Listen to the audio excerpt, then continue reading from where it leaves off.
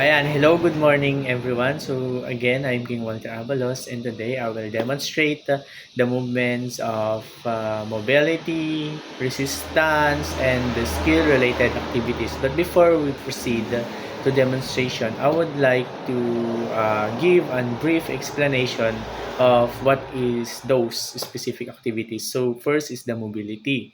When we say mobility, it is the ability of our body to move freely without any restriction. Ayan. Mobility also builds on flexibility. Of course, it adds some strength, balance, and motor control needed to use that range of motion effectively. Now, I just want to show you what is the specific training for the mobility. Of course, napakadaming specific training ng mobility.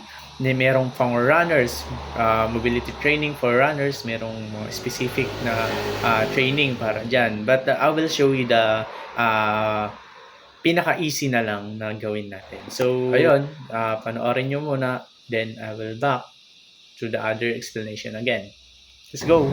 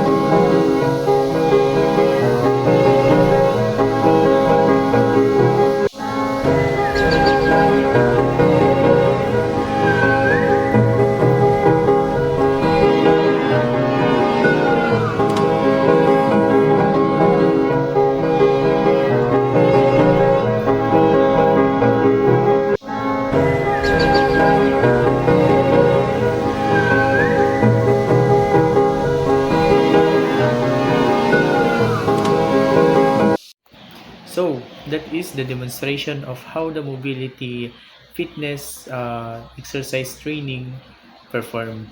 So, as you can see, ano ba yung magiging purpose nito, yung benefits niya, and of course, it is a foundation to our everyday life in performing tasks effortless and to maintain our physical training fitness freedom.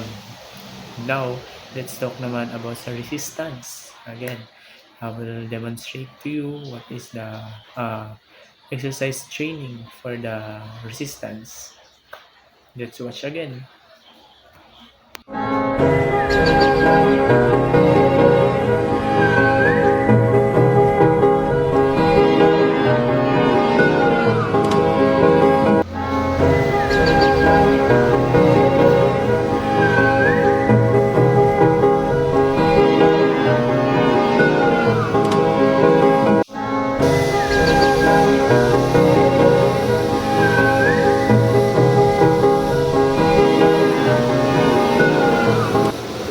Hi!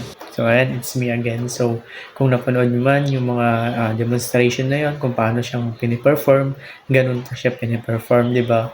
And those 3 days training na exercise na ginawa ko, aral ko natutunan. First, I learned that strong body composition requires a commitment. Of course, dapat committed ka sa ginagawa mo and consistency. Dapat tuloy-tuloy lang ng tuloy-tuloy, di ba? Until ma-achieve mo yung goals na sinet mo. Then, of course, perseverance. Napakahalaga ng perseverance kapag ikaw ay nagbi-build ng stronger body, di ba? Kasi kapag ikaw yung taong mainipin, hindi mo yan tatawag na strong, di ba? Strong body composition.